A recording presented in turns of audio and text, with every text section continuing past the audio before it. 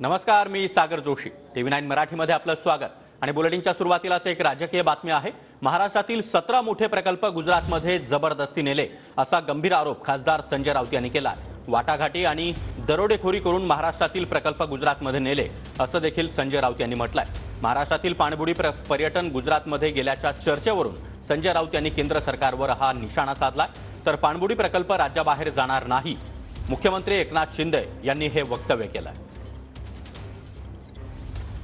Tesla गेलं,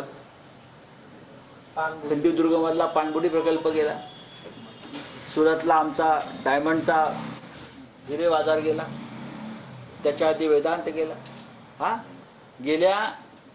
हे सरकार आल्यापासून 17 मोठे प्रकल्प हे गुजरातला जबरदस्तीनं खेचून घेऊन गेले.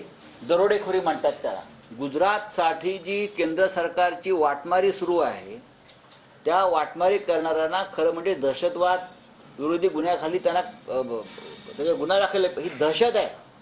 दहशतीने उद्योगपती नाही घेऊन चाललेले आहेत मुंबईतून. तुम्ही खोट्या बातम्यांवर विश्वास ठेवू नका.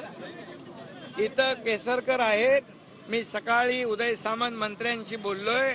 हा जो प्रकल्प आहे तो आपल्या राज्याचा प्रकल्प आहे. तो राज्यातून बाहेर जाणार नाही याची आपण खात्री बाळगा.